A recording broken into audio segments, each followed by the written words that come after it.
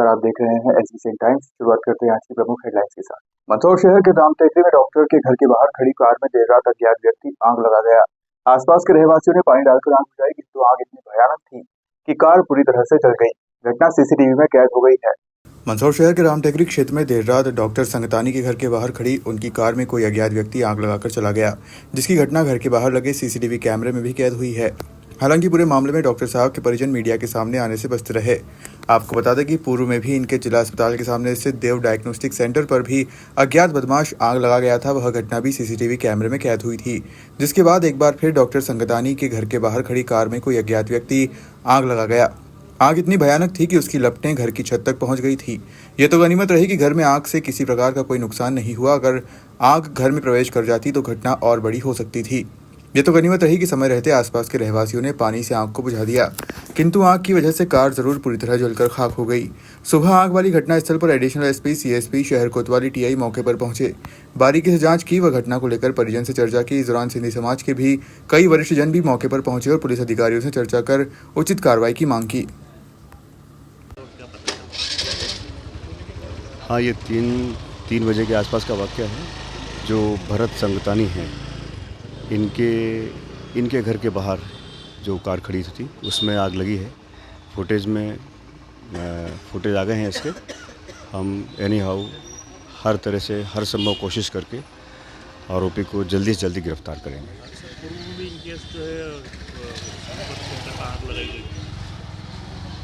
हाँ, पहले भी देव डायग्नोस्टिक जो है सीएच के सामने, वहाँ भी आग लगी थी। हम बिल्कुल कृत संकल्पित है पुलिस, और कल्प्रिट को, आरोपी को जहाँ भी होगा उसको खींच। मनासा के शासकीय कन्या उच्चतर माध्यमिक विद्यालय में प्राचार्य की दुर्व्यवहार और स्कूल की बदहाल स्थितियों से नाराज होकर छात्राओं ने परिजनों और अखिल भारतीय विद्यार्थी परिषद के सदस्यों के साथ मिलकर मुख्य सड़क पर चक्का जाम कर दिया। कक्षा 11वीं और 12वीं की छात्राओं ने बुधवार दोपहर स्कूल के सामने धरना प्रदर्शन करते हुए प्राचार्य के खिलाफ जमकर नारेबाजी की। छात्राओं ने बताया कि पिछले 2 महीने से कक्षाओं में कोई भी शिक्षक पढ़ाने नहीं आ रहे हैं। इसके अलावा बरसात के दिनों में स्कूल की छत टपक रही है और स्कूल के पीछे झाड़ियां होने के कारण जहरीले जानवरों और मच्छरों का खतरा बना हुआ है। जब मंगलवार को छात्राओं ने इन समस्याओं के बारे में प्राचार्य साधना सोनी से शिकायत की, तो प्राचार्य ने उल्टा उन्हें गाली गलौज की और अभद्र व्यवहार करते हुए चप्पल से मारने की धमकी दी। प्राचार्य ने छात्राओं से ये भी कहा कि अगर अच्छी सुविधाएं चाहिए तो अपने माता पिता से कहकर किसी प्राइवेट स्कूल में दाखिला लें। प्राचार्य के इस व्यवहार से आक्रोशित छात्राओं और उनके परिजनों ने बुधवार को स्कूल के सामने चक्का जाम कर दिया। सूचना मिलते ही तहसीलदार बीके मकवाना, थाना प्रभारी एसके यादव और अन्य प्रशासनिक अधिकारी मौके पर पहुंचे। अधिकारियों ने छात्राओं और उनके परिजनों को समझाने का प्रयास किया। करीब 2 घंटे तक चले इस चक्का जाम के बाद प्राचार्य साधना सोनी ने लेटर पैड पर लिखित रूप में छात्राओं की समस्याओं का जल्द समाधान करने का आश्वासन दिया। इसके साथ ही तहसीलदार और जनप्रतिनिधियों ने प्राचार्य को भविष्य में इस तरह की गलती न दोहराने की सख्त हिदायत दी। घटना के बाद जब एसबीसीएन टीम ने प्राचार्य साधना सोनी से मामले पर सवाल किए तो वह कैमरे के सामने सही तरीके से जवाब भी नहीं दे पाई। हालांकि उन्होंने छात्राओं से माफी मांगते हुए जल्द ही समस्याओं के समाधान का वादा किया।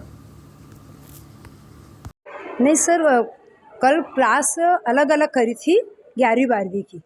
कॉमर्स वाली मुझे 11th की भी 2 सेक्शन करे। जैसे ही मुझे पुस्तकालय के कमरे मिले और कल मैंने सेक्शन अलग अलग करे, उस कमरे में मुझे पंखे वगैरह और लगवाना है। मैं उनकी सारी व्यवस्था करवा दूँ। उनका कहना है कि कई समय से ना तो टीचर पढ़ाने आते हैं और व्यवस्थाएं भी नहीं है। उनको लेकर आपको कई बार बताया, लेकिन आपके द्वारा जी हिंदी इंग्लिश के सर अतिथि की जैसे 17 को व्यवस्था हो जाती है।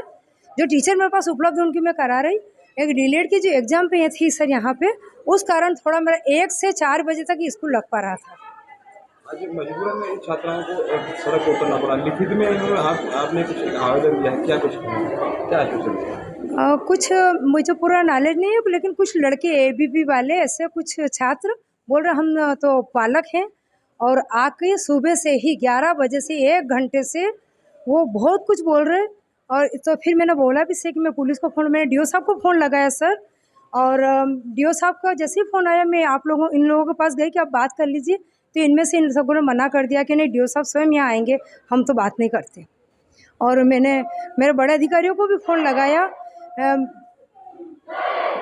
और ये बच्चे और उनके पालक बहुत देर तक बोलते रहे। मैंने लड़कियों को 4 बार कहा बेटा तुमको अच्छे कमरे में बिठा देती हूँ, लेकिन उनके पालक और कुछ पेरेंट्स हैं उनको अंदर ही नहीं आने दे रहे। इनकी जो मांगे हैं क्या पूरी हाँ पूरी कर देंगे सर। उनको मैं वापस अच्छे कमरे में बिठाती हूँ। मेरी जो दूसरी लड़कियाँ उनको मैं उधर करके पंखे की और सारी व्यवस्था करवा दूँगी। ना कि हमको इस क्लास में नहीं बैठना, तो हमारी सुनवाई नहीं करते और हमको उस क्लास से धक्के मार के निकाल के दूसरी क्लास में बिठा दिया। और वो क्लास ऐसी है जहाँ की जानवर आए दिन दिखते ही रहते हैं, नाग नागिन दिखते रहते हैं, जानवर घूमते ही रहते हैं और वो लाइट के पंखे ऐसे है जबकि अभी गिर जाए। और प्रिंसिपल को बोलते हैं तो प्रिंसिपल हमें धमकियाँ देती कि डीओ साहब को बोलेंगे, ये हो जाएगा, डीओ साहब आने वाले हैं।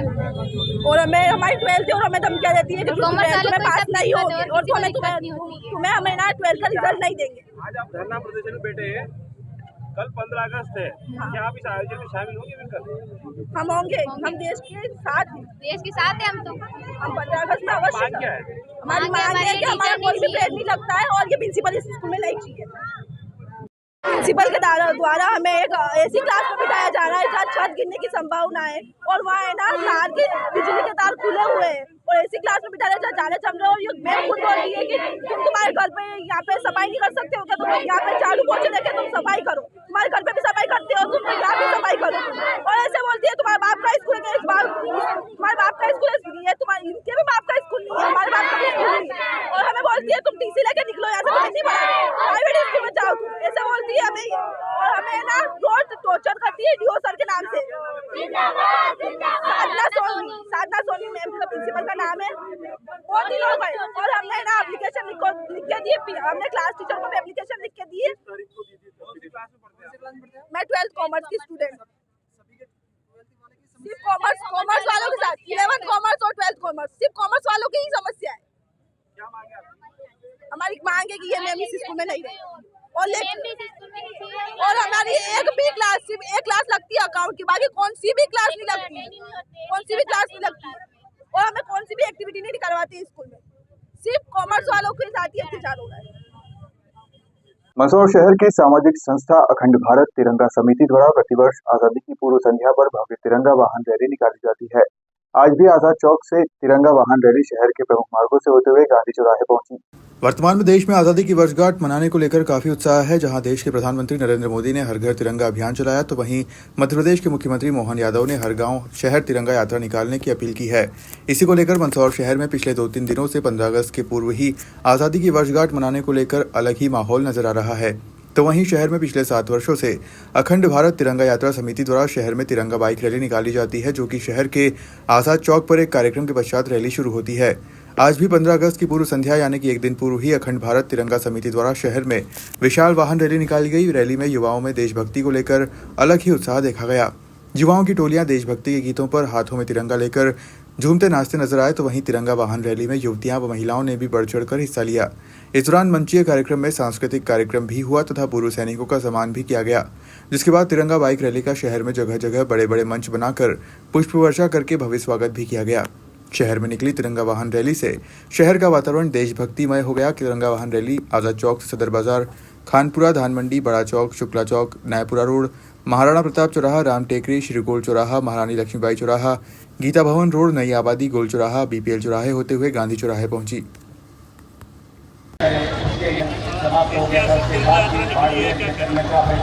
जी, अखंड भारत तिरंगा यात्रा समिति के नेतृत्व में पिछले 7 वर्षों से तिरंगा यात्रा निकाली, जो इस वर्ष भी स्वतंत्रता दिवस की पूर्व संध्या पर निकाली गई है।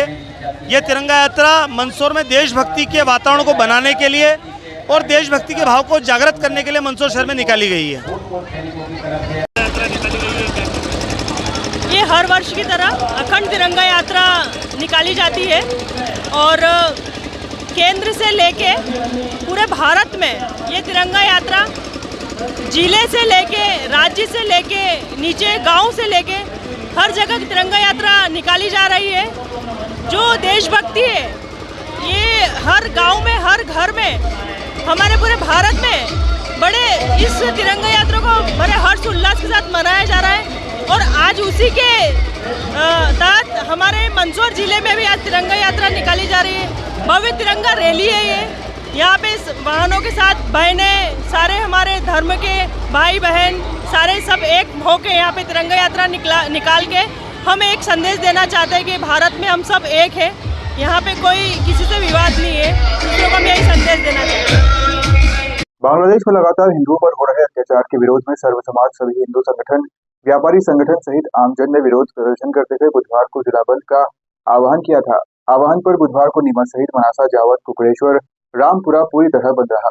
बांग्लादेश में लगातार हिंदुओं पर हो रहे अत्याचार के विरोध में सर्व समाज, सभी हिंदू संगठन, व्यापारी संगठन सहित आमजन ने विरोध प्रदर्शन करते हुए बुधवार को जिला बंद का आह्वान किया था। आह्वान पर बुधवार को नीमच सहित मनासा, जावद, कुकड़ेश्वर, रामपुरा पूरी तरह बंद रहा। वहीं मनासा में सर्व समाज के लोगों सहित आमजन ने अपना व्यापार व्यवसाय, दुकान, सब्जी मंडी, कृषि उपज मंडी व अन्य व्यवसाय बंद रखते हुए विरोध प्रदर्शन किया। वहीं जगह जगह चौराहे पर स्थानीय पुलिस प्रशासन के जवान मुस्तैद रहे। दोपहर 3 बजे गांधी चौक, बद्री विशाल मंदिर के सामने से विरोध प्रदर्शन करते हुए सर्व समाज के लोगों ने रैली निकाली, जिसमें नगर के सैकड़ों लोग शामिल हुए। नारेबाजी करते हुए रैली सदर बाजार, सब्जी मंडी, बस स्टैंड होते हुए तहसील कार्यालय पहुंचे, जहां पर उद्बोधन के बाद महामहिम राष्ट्रपति के नाम सर्व समाज के लोगों ने तहसीलदार BK मकवाना को ज्ञापन दिया। नीमच जिले के नवागत कलेक्टर हिमांशु चंद्रा ने बुधवार को जिला चिकित्सालय नीमच का औचक निरीक्षण किया। यहाँ उन्होंने उपलब्ध जिला अस्पताल में मौजूद व्यवस्थाओं और सुविधाओं का जायजा लिया और सिविल सर्जन व चिकित्सकों को आवश्यक निर्देश भी दिए। कलेक्टर ने निरीक्षण के दौरान ट्रॉमा सेंटर, शिशु ward, operation theatre, CT scan, CCTV control room, help desk, blood bank, OPD पर्ची, SNCU, प्रसूति वार्ड, पैथोलॉजी लैब, आपातकालीन चिकित्सा कक्ष आदि का निरीक्षण किया। संबंधित अधिकारियों को आवश्यक दिशा निर्देश दिए। इस दौरान कलेक्टर ने वार्डों में भर्ती मरीजों एवं उनके परिजनों से इलाज व्यवस्था, दवाई व्यवस्था, भोजन तथा सहयोगियों के ठहरने की व्यवस्था आदि के बारे में भी चर्चा की। कलेक्टर ने जिला चिकित्सालय के मुख्य प्रवेश द्वार पर वाहन पार्किंग व्यवस्था एवं वाहन पार्किंग शुल्क से संबंधित सूचना बोर्ड तत्काल लगाने के निर्देश दिए। निरीक्षण के दौरान जिला panchayat CEO Guruprasad, civil surgeon Mahendra Patil, मुख्य चिकित्सा स्वास्थ्य अधिकारी डॉक्टर दिनेश प्रसाद सहित चिकित्सा व अस्पताल के स्टाफ के सदस्य मौजूद रहे। कलेक्टर पहली बार जिला चिकित्सालय का निरीक्षण करने पहुंचे थे। का निरीक्षण किया है, क्या कुछ व्यवस्थाएं देखी गई और किस प्रकार के बदलाव के निर्देश दिए गए? सबसे पहले OPD देखा गया, फिर रजिस्ट्रेशन डेस्क देखी गई, फिर MCU देखा गया और फिर हमने पैथ लैब देखी। तो मंशा ये थी कि ये देखना कि जो हमारी हेल्थ फैसिलिटीज़ है उसका सुचारू रूप से संचालन हो रहा है। डॉक्टर्स OPD में आके मरीज़ों को इलाज देख रहे हैं, उनका प्रिस्क्रिप्शन सही से लिख रहे हैं। तो इसके अतिरिक्त ये देखा गया कि आगे हम कैसे डिस्ट्रिक्ट हॉस्पिटल को बेटर कर सकते हैं, कैसी सुविधाएं लोगों को दे सकते हैं। डॉक्टर्स की कुछ कमी भी बताई गई, तो फिर उसका कैसे हम प्रतिपूर्ति कर सकते हैं और यदि हमको आगे जो भी स्टेप्स उठाने हैं इसका एक प्लान करना है ताकि थोड़ा मॉडर्नाइजेशन हो सके, तो उसको देखने के लिए। सर, आपके द्वारा किस प्रकार के बदलाव की कुछ चीज़ें ऐसी देखी गई जहाँ पर आपने डॉक्टर्स को निर्देश दिए हैं, किस प्रकार की कोई कमियाँ पाई गई जिनको बेहतर बनाने का प्रयास किया जाएगा? सर, सबसे पहले तो जो पेशेंट्स के लिए जो इंस्ट्रूमेंट्स हैं, बताया गया कि पैथ लैब में सफिशिएंट इंस्ट्रूमेंट्स हैं हमारे यहाँ पे। इसके अलावा OT यहाँ पे मॉडर्न फैसिलिटीज़ हैं OT की, अभी एक ही संचालित है, बाकी और भी OT बनेंगे जो मॉड्यूलर OT होते हैं, तो वो उसको कंप्लीट करवाएंगे। इसके अतिरिक्त जितने भी बाकी आवश्यकताएं हैं जो कि मुझे अभी CMHO और सिविल सर्जन बताएंगे, उसको प्रतिपूर्ति करेंगे। साइकिल स्टैंड को लेकर अभी देखा गया कि लोगों ने कहा है कि वहाँ पर आए दिन विवाद के मामले भी देखे जाते हैं, इसको लेकर टेंडर भी खत्म हो गया है, क्या कुछ कहना है? अवगत कराया गया है कि 23 तारीख को नया टेंडर चालू हो जाएगा और जब तक नया टेंडर के उसमें कॉन्ट्रैक्टर नहीं आता तब तक जो करंट कॉन्ट्रैक्टर है उससे सुचारू रूप से उसको संचालित करने के लिए कहा जाए। महिला वार्ड में भी, डिलीवरी वार्ड में डॉक्टर की कमी है, आए दिन मामले आते हैं सामने। इसमें मैंने जो हमारे गायनेकोलॉजिस्ट हैं उनसे चर्चा की गई और एक प्लान के नाते हम कोशिश करेंगे कि जो डॉक्टर्स की कमी है उसकी प्रतिपूर्ति करें। अभी बताया गया है कि कुछ रेसिडेंट डॉक्टर्स भी आ रहे हैं, तो उससे थोड़ा सा सहायता मिलेगी हमको और फिर भी हम पूरी कोशिश करेंगे कि यहाँ पे जो डॉक्टर की कमी है उसकी प्रतिपूर्ति करें और महिला वार्ड में भी जो व्यवस्थाएं हैं उसको और बेहतर कर सकें। बांग्लादेश में हिंदुओं पर हो रहे हमलों के विरोध में बुधवार को सर्व हिंदू समाज द्वारा नीमच बंद का आह्वान किया गया था। बंद के समर्थन में शहर के सभी व्यावसायिक प्रतिष्ठान और निजी संस्थान बंद रखे गए। वहीं दोपहर में सर्व हिंदू समाज के द्वारा भारत माता चौराहे से आक्रोश रैली निकाली जाएगी, जो शहर के प्रमुख मार्गों से होकर गुजरी। आक्रोश रैली में हजारों की संख्या में शहर के लोग, जिसमें महिलाएं और युवा सड़कों पर उतरे और बांग्लादेश में जारी हिंदुओं पर हिंसा के विरोध में नारेबाजी की। रैली फव्वारा चौक पर कुछ देर के लिए रुकी, जहां सामूहिक हनुमान चालीसा का पाठ किया। रैली के समापन अवसर पर भारत माता चौराहे पर हुआ, जहां मां भारती की आरती कर सर्व हिंदू समाज के द्वारा राष्ट्रपति के नाम एक ज्ञापन SDM ममता खेड़े को दिया गया। ज्ञापन के माध्यम से भारत सरकार से मांग की गई है कि बांग्लादेश में हिंदुओं पर हो रहे हिंसा के खिलाफ सख्त कदम उठाए जाएं और बांग्लादेश में रह रहे सभी हिंदुओं की सुरक्षा सुनिश्चित की जाए। बांग्लादेश में जो अमानवीय कृत्य चल रहे हैं उसके विरोध में समाज ने ज्ञापन दिया है और उस ज्ञापन को हमारे राष्ट्रपति जी को संबोधित है, तो हम भेजेंगे और जो स्थानीय मुद्दे हैं हम स्थानीय प्रशासन का ध्यान आकर्षित करेंगे, कार्रवाई करेंगे। मैम, अतिक्रमण को लेकर के भी यहाँ पर शिकायत करेंगे हम लोग निश्चित रूप से, जो नियमानुसार कार्रवाई होगा। ठीक मैम, थैंक यू। बाजार बंद रखा गया है, क्या मांगे हैं और स्थानीय मुद्दे भी आप? अरे तुम लोग हट जाओ ना यार, पीछे से हट जाओ। वो आज का जो ज्ञापन है, जो आंदोलन है, ये नीमच बंद जिले बंद का आह्वान था और जन आक्रोश रैली थी। आप सबको मालूम है, मीडिया के माध्यम आप ही उस विषय को उठाने वाले हैं। बांग्लादेश में जो हमारे हिंदू भाई बहनों के साथ जघन्य अपराध हो रहा है, केवल इसलिए कि वो हिंदू मुस्लिम नहीं, धर्म के आधार पर जिहादी मानसिकता के चलते, इस्लामिक जिहादी मानसिकता के चलते उनके साथ जघन्य अपराध हो रहे हैं। उससे पूरे भारत देश में आक्रोश है, गुस्सा है, और वो आक्रोश नीमच जिले में आज इस नीमच जिले बंद के साथ जन आक्रोश रैली के रूप में आपके सामने है। आज इस जन आंदोलन रैली में, जन आक्रोश रैली में नीमच के लगभग 100 से अधिक सामाजिक संस्थाओं और धार्मिक संस्थाओं के प्रतिनिधि और उनके ज्ञापन प्राप्त हुए हैं और लगभग नीमच के सभी समाजों का इसमें सहयोग समर्थन आज मिला है।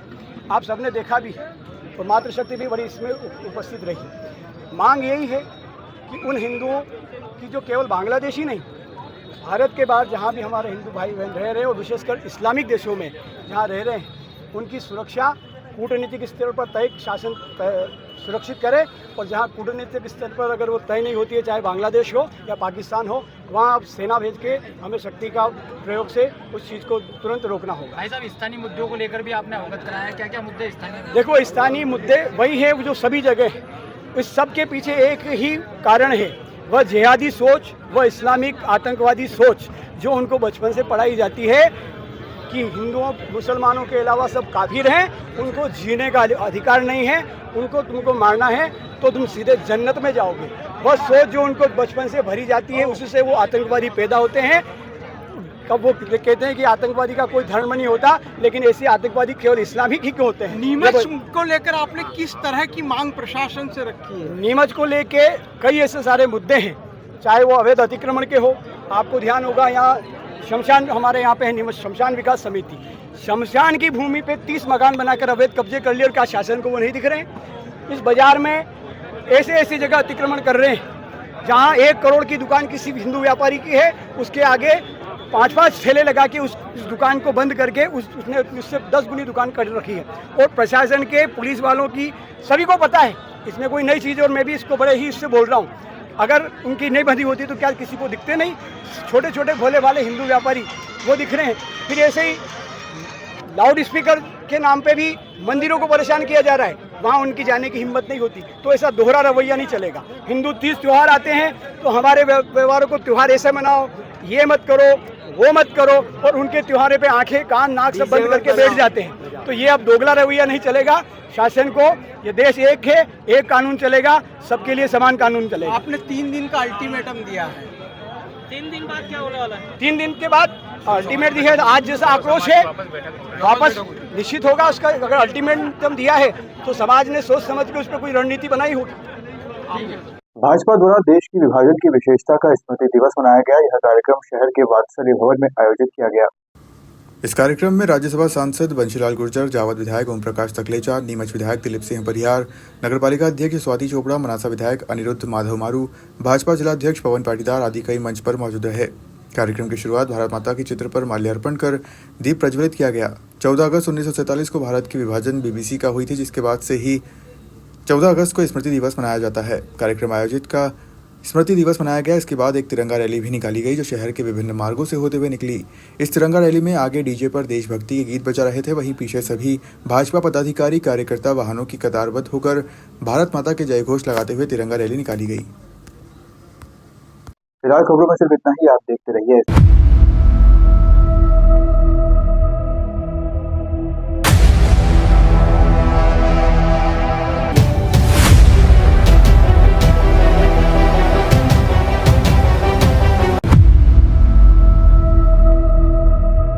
हमारा देश 78वें स्वतंत्रता दिवस को मनाने जा रहा है। मैं भारतीय रेड क्रॉस सोसाइटी जिला शाखा मंदसौर की ओर से समस्त देशवासियों को, प्रदेशवासियों को और नगरवासियों को शुभकामनाएं देता हूं कि निश्चित रूप से जो हमको आज़ादी मिली है वह हमारे लिए महत्वपूर्ण है और हम ये चाहते हैं कि आगे भी देश के प्रति हमारा मान सम्मान बरकरार रहे और हर घर तिरंगा जो मध्य प्रदेश सरकार, भारत सरकार द्वारा आयोजन किया जा रहा है, इस उपलक्ष्य में हम सभी अपने घरों पर तिरंगा लगाएं और राष्ट्र के प्रति अपना मान रखें, सम्मान रखें। जैसे कि प्रधानमंत्री नरेंद्र मोदी जी का आह्वान है कि हर घर तिरंगा लहराएं, ऐसा मेरा आप सभी से आग्रह है। पुनः स्वतंत्रता दिवस की बहुत बहुत शुभकामनाएं, बहुत बहुत धन्यवाद। स्वतंत्रता दिवस के पावन पर्व पर देशवासियों को, नगरवासियों को और हमारे प्रदेशवासियों को बहुत बहुत हार्दिक बधाई, शुभकामनाएं। और इस समय में ओलंपिक में जिन्होंने देश का गौरव को गौरवान्वित किया, उन लोगों को बहुत बहुत बधाई। और जिन लोगों के साथ अन्याय हुआ उन्हें न्याय मिले, इसके लिए देश के सभी लोगों से मैं आह्वान करता हूँ उनका सहयोग करें। जय हिंद, जय भारत, जय कांग्रेस, जय शहर। 15 अगस्त स्वतंत्रता दिवस के उपलक्ष्य में मैं सभी को, हमारी मंदसौर की आदरणीय जनता को बधाई प्रेषित करता हूं तथा यह संदेश भी देता हूं कि बारिश का मौसम है, सभी लोग अपने अपने स्वास्थ्य का भरपूर ध्यान रखें।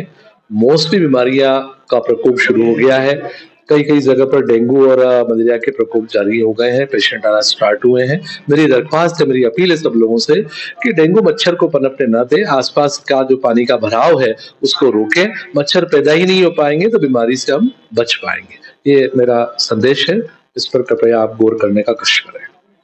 आप सभी मंदसौर शहर वासियों को 15 अगस्त स्वतंत्रता दिवस की बहुत बहुत बधाई, शुभकामनाएं। हमारा आपसे आग्रह है, नगर पालिका के पेयजल कर का नियमित भुगतान करते रहें और पानी का अपव्यय ना करें और प्रत्येक घर पर आप तिरंगा झंडा लहराएं। इन्हीं शुभकामनाओं के साथ आप सभी को बहुत बहुत बधाई। 15 अगस्त की समस्त मंदसौर वासियों और व देशवासियों को हार्दिक हार्दिक बधाई, शुभकामनाएं। मैं एक निवेदन करना चाहता हूं समस्त मंदसौर की जनता से, पॉलीथीन के विषय को लेकर मैं बोलना चाहता हूं। आप जो भी कचरा इधर उधर फेंके, जैसे कि उस कचरे को उसमें पशु के मुंह में जाता है और पशु बीमार होता है, उसको लेके आपसे निवेदन है कि कचरा गाड़ी में डालें, वह उससे मंदसौर स्वच्छ रहेगा, आपके आसपास भी गंदगी नहीं फैलेगी एवं समस्त मंदसौर व देशवासियों को हार्दिक हार्दिक बधाई, शुभकामनाएं। समस्त देशवासियों को और मंदसौर वासियों को 15 अगस्त की हार्दिक हार्दिक शुभकामनाएं। हर घर तिरंगा लगाएं और जल ही जीवन है, पानी को बचाएं। मैं वार्ड नंबर 36 से गोवर्धन कुमावत, पार्षद, नगर पालिका परिषद मंदसौर।